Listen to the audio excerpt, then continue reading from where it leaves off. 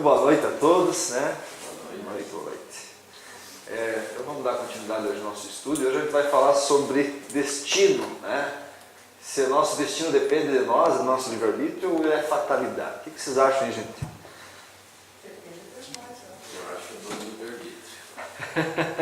Há uma controvérsia, né, nessa situação. Né? E dependendo de nós, acho que é quase a mesma coisa. Depende de você. Vai fazer a tua vida, você vai seguir um caminho bom. Eu diria que os dois estão corretos. Mas vamos ver. Primeiro nós vamos falar um pouco sobre livre-arbítrio, depois a gente vai terminar falando sobre fatalidade. Porque realmente é fatal na nossa vida, né? Tem coisas que nós não podemos mudar, nem que nós queiramos. Né? Então, a pergunta inicial, né? Será que Deus está no comando? Ou nós estamos no comando? Né? Tem uma pergunta no livro dos Espíritos, na 621, que diz assim: onde está escrito as leis de Deus? Estão na nossa consciência. Se as leis de Deus estão na nossa consciência, é sinal que nós conhecemos elas. Né? Porque assim, toda vez que a gente faz alguma coisa errada, parece que a gente já se policia. Né? Então é sinal que a gente conhece o que é o certo e o errado, ou pelo menos tem noção do que é o certo e o errado. Então a gente tem condição hoje, no nosso nível evolutivo, de decidir entre o certo e o errado. Isso chama-se livre-arbítrio. Ok? Tá. Muito bem. Então, na pergunta 843, o Kardec pergunta: o homem tem livre-arbítrio nos seus atos? Todas as vezes, né, o homem tem a distinção do livre-arbítrio? Pois que tem liberdade de pensar então, e de agir, então tem livre-arbítrio. O homem, sem o livre-arbítrio, o homem seria uma máquina. É claro, gente. Um computador, ele faz as coisas sozinha? Até faz, mas quem tem que programar ele? A gente. Né? Então nós não somos máquinas, não somos computadores, não dependemos de uma programação. A gente toma a iniciativa das coisas. Tá? Então nós temos o livre-arbítrio justamente é para isso. E como é que começou? Como é que começa esse livre-arbítrio? Então assim, quando nós somos princípio inteligente, nós não temos livre-arbítrio. A gente já estudou o que é princípio inteligente. Né? O princípio inteligente não é um espírito ainda. Ele só é espírito quando ele passa a pertencer ao reino hominal, do homem. Porque ele adquire aí um cérebro pensante. E nós aí começamos a ter uma coisa que a gente chama de pensamento contínuo. Algum de vocês já conseguiu parar de pensar aí? Não. Porque nós temos um pensamento contínuo. Embora às vezes a gente tenta, né? Na época de namoro a gente faz assim, né? O cara fica parado um pouquinho, a outra já pergunta: o que você está pensando? Daí a gente diz assim: não estou pensando em nada. Não estou nada, você está pensando em alguma coisa. Né? Mas assim, há uma forma da gente achar que a gente pensa em nada. Nunca. Nós temos um pensamento contínuo, porque nós somos humanos, tá? E raciocinamos de uma forma contínua. Os animais têm pensamento contínuo? Não, não tem. Por isso que o livre-arbítrio só acontece quando você está no reino humano. Enquanto você está encarnado ainda nos reinos mais inferiores, né, no mineral nem se fala, porque ainda é inorgânico, mas no vegetal e no animal, nós não temos livre-arbítrio. Por quê? Porque não temos aquilo que nós respondemos na pergunta primeira: consciência. O cachorro tem consciência de que ele é um cachorro? Eu sou um animal do reino animal e da família dos caninos. Será que ele tem consciência disso? Não, ele tem consciência que ele só sabe latir? Que ele já tentou miar uma vez? Não. Ele não sabe que ele é cachorro. Os animais não têm consciência do ser, está entendendo? Então assim, um animal, ele vive por instintos. Enquanto você tem instintos, você não tem livre-arbítrio. Você é levado, conduzido por instintos. Por isso que os animais não têm instinto. É na condição de espírito somente, quando você entra no reino dos homens, dos humanos, que você inicia a construção do seu livre-arbítrio. Ok? Ok. Então, o Kardec faz uma pergunta. Olha que cara bonito esse aqui. Ó. Já pensar que nós já habitamos isso aqui. Já andamos por dentro disso aqui. Já comandamos esse corpo aqui, né? Na 845 o cara pergunta assim, as predisposições instintivas, que nós estamos falando em instinto, que o homem traz ao nascer, quer dizer que ele traz lá das outras vidas, não é um obstáculo ao exercício do seu livre-arbítrio? Isso é verdade. Porque se quando a gente tem instinto, a gente não tem livre-arbítrio, quando a gente responde aos instintos, sinal que a gente não está utilizando do nosso livre-arbítrio. Tá? Olha a resposta que ele dá. Interessante isso aqui. Ele diz assim, as predisposições instintivas são do espírito, antes da sua encarnação. Então ele está trazendo, né, de outras encarnações. Conforme for ele, mais ou menos adiantado. Ou seja, quanto mais adiantado o espírito, menos instinto ele tem. E mais livre-arbítrio ele tem. Quanto mais inferior, mais perto do reino animal, mais instinto ele usa, tá? Esses instintos podem impeli-lo a atos repreensíveis. Quando a gente se utiliza apenas dos instintos, a gente acaba fazendo atos irrepreensíveis, no que ele será secundado por espíritos que simpatizem com essas disposições. Então, assim, vamos dar um exemplo bem tranquilo sobre essa situação. Instinto sexual ajuda ou atrapalha no ponto de evolução que nós estamos hoje? Quando nós éramos animais, era importantíssimo o instinto sexual. Porque é uma forma de reprodução, e isso é uma lei de Deus. Né? A lei de reprodução e criação. Tá. Hoje, instinto sexual ajuda ou atrapalha? Mais atrapalha. Por quê, gente? Os grandes problemas que assolam a humanidade normalmente iniciam pelo instinto sexual. É o seguinte, é aquela atração que você não controla. E tudo que você não controla é instinto. O que você controla é livre-arbítrio. Você decide sobre aquilo ou não. Mas o que você não controla é instinto. Então assim, você tem uma família perfeita, de repente aparece um cara e te quebra o pescoço. Isso o que é? Isso é instinto sexual. Você teve uma atração fantástica. Você deixa tudo. Às vezes perde-se cargos, perde-se empresas, perde-se famílias.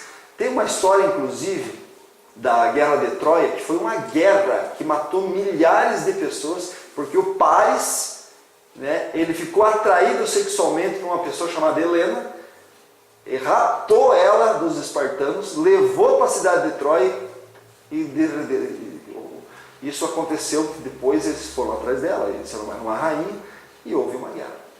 Isso é instinto sexual. Tá?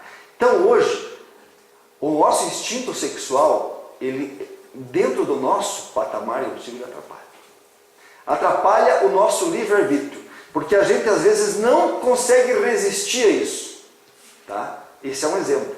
Mas a gula, todos os 7 pecados capitais, se você enumerar eles, eles são irresistíveis aos instintos. A gula, a inveja, a gente não resiste. Você pode perceber, você até sabe que não deve ser invejoso, mas não tem como controlar às vezes. Algumas coisas que a outra pessoa tem, a gente parece que é uma inveja branca. Não existe inveja branca. Você gostaria de ter. Não é verdade? Poxa, como eu gostaria de ser assim. Essa situação de ser fã de alguém é inveja. Eu gostaria de ser como ele. E a gente é fã de algumas coisas, não é? Isso é inveja. A gente não resiste a isso. É uma maledicência também, né? Exatamente. Isso. Você não percebe e de repente está falando. Exatamente. Falando mal dos outros. Que bem... Isso. E fala-se bem, você não nota que está... E falar mal dos outros, na verdade, é inveja. É uma forma, porque você respeita essa pessoa. É um sinal de respeito. Porque você está falando mal, você está querendo denegrir aquilo que para você é melhor que você. Entendeu? Então é respeito. Se é melhor que você, é respeito. E isso é instinto de sobrevivência. Esse cidadão aqui, gente, ele tinha apenas 2 coisas a fazer nessa época. Cuidar para não ser comido e cuidar para ter o que comer. Esses são os 2 instintos. Ó, ele já arrumou aí, né? É isso aí, isso é instinto, é o instinto primário que eles tinham, tá? À medida que você vai crescendo, você vai se desvinculando dos instintos e vai recebendo a possibilidade de livre-arbítrio. Isso, gente, é a maior justiça de Deus. É a maior justiça de Deus. O livre-arbítrio. Porque assim, você pode fazer um monte de besteira. Você pode fazer o que você quiser. Mas desde que você não tenha consciência do que você está fazendo. À medida que você vai adquirindo consciência, você vai se tornando responsável pelos seus atos. Não é assim que funciona? É assim. Por isso que as pessoas têm medo da doutrina espírita. Porque hoje vocês estão aqui, estão recebendo informação.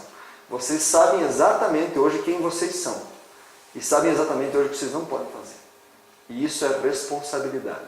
Então assim, Deus está no comando até o momento em que nós assumirmos o comando de nós. Deu para entender? Livre-arbítrio é assumir o comando de nós. O dia que nós tivermos condição de dizer assim, por aqui eu não vou, porque aqui eu vou me ferrar. Eu vou por aqui.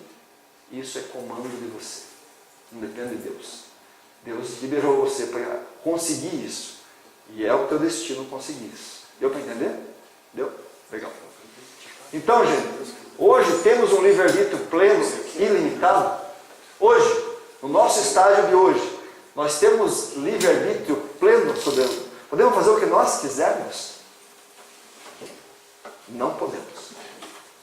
Existe um fator limitante chamado lei de causa e efeito. É o que limita o livre-arbítrio, é a lei de causa e efeito. Somente os espíritos elevados possuem na sua integralidade. Eu já vou explicar.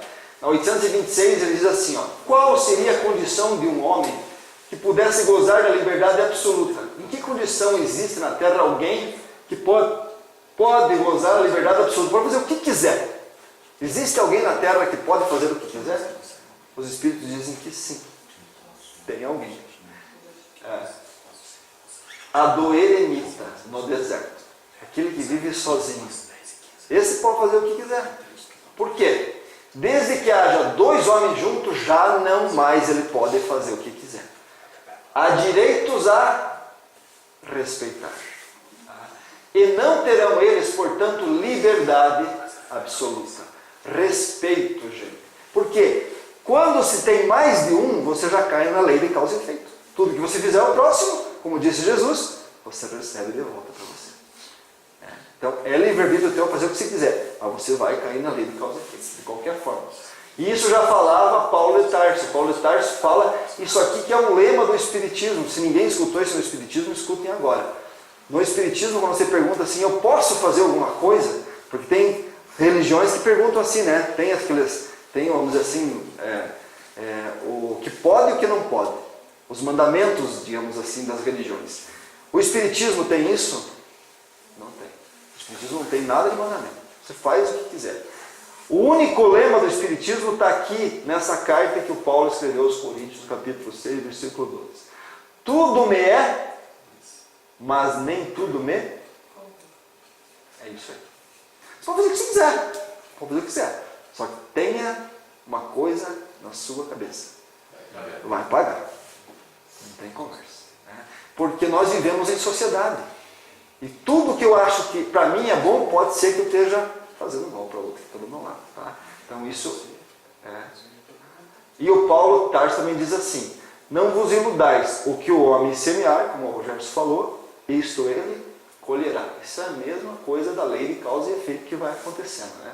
Então, o que precisa na verdade é um respeito entre eu e o outro.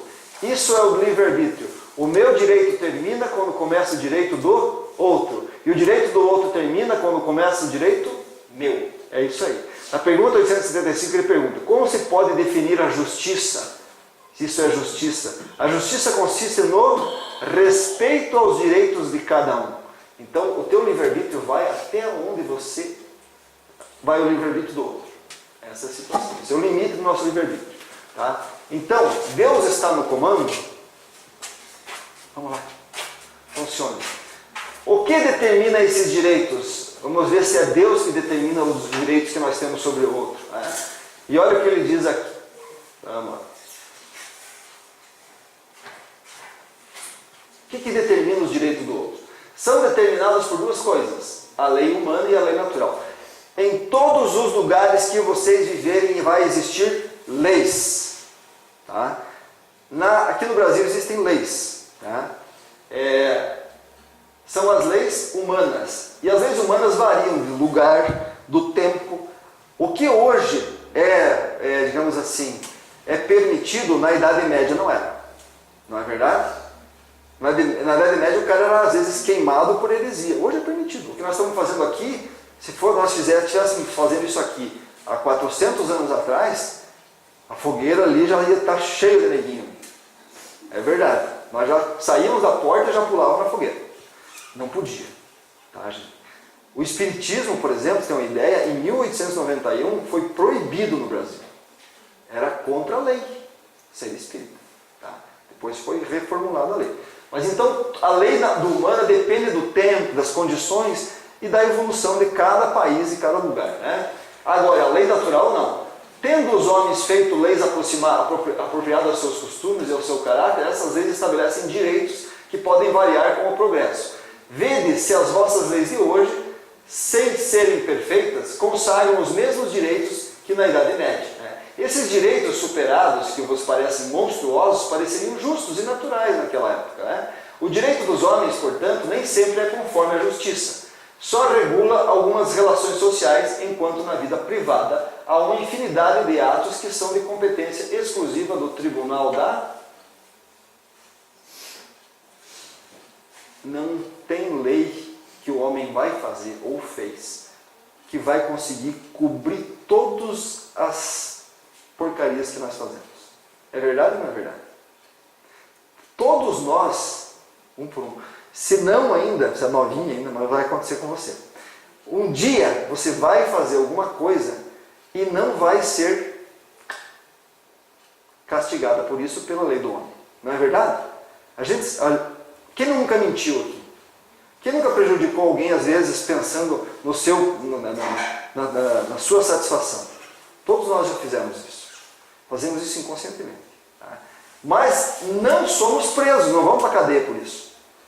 Agora, dessa aqui, a gente não consegue fugir. Porque a consciência pesa. O dia que nós nos desencarnarmos, nós vamos ser apenas consciência. A gente vai lembrar de tudo aquilo que a gente fez e a gente vai ser puxado na orelha. Exatamente. Essa é a grande diferença, gente. E é por isso que existe o livre-arbítrio. Deus está no controle, Ele não está no comando. Ele está no controle, por causa da consciência. Perceberam a diferença? Então, quando você escuta alguém falando assim, Deus, eu deixo tudo na mão de Deus, porque Deus está no comando. É verdade isso? Não é verdade. Não é verdade. Deus nos deu o livre-arbítrio para a gente exercer ele. Nós temos que fazer isso acontecer. É evolução. Onde está escrito as leis de Deus? Mais uma vez, na consciência. Por isso Deus não... Somos livres sim, porém não podemos burlar as leis divinas, como fazem com as leis da terra. Na terra nós podemos burlar, lá em cima. Tá? E fatalidade e determinismo. Será que tudo que acontece conosco aqui foi planejado? Fatalidade? O Emmanuel escreveu uma vez que qualquer folha que cair de uma árvore não cai de uma árvore sem que Deus tenha permitido. Então tudo que acontece conosco já está pré-determinado. Nós já vimos que o livre-arbítrio muda isso, né? Então é assim. Não existe fatalidade. O que existe é programas reencarnatórios. Isso existe. Então assim, algumas situações na vida que são importantes, você vai passar. Tá? Somente os grandes fatos são previstos. Os demais acontecimentos estão subordinados ao nosso livre-arbítrio. Então assim, se você vem para cá para passar determinada prova e você, no teu livre-arbítrio, você conseguiu, vamos assim, burlar ela, de alguma forma, ela vai acontecer de novo na tua vida. Por isso que a gente diz assim aqui no Espiritismo, ou em qualquer que entenda essa questão de evolução. Você até pode escapar de uma prova. Então, às vezes você demora anos para superar uma situação que você está passando. É o teu livre-arbítrio. Estão entendendo? Eu posso vir para cá com uma deficiência congênita. O Ramon. Vamos citar o exemplo do Ramon. Ele perdeu a perna. Ele poderia passar o resto da vida dele reclamando. É um livre-arbítrio dele. Estão entendendo? O reclamar, a forma que ele vai entender isso é livre-arbítrio dele. Mas a perna dele foi planejada. Deu para entender?